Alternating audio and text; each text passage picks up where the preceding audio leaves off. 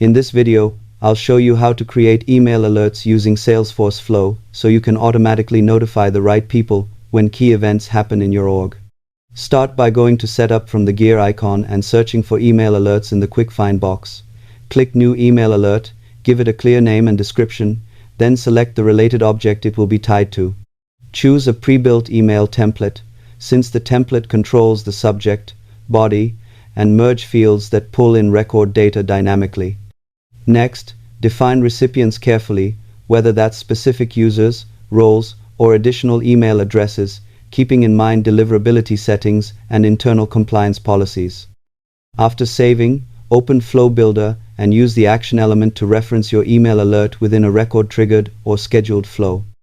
Always test in a sandbox first to confirm merge fields and timing behave as expected. Subscribe for more practical Salesforce tutorials.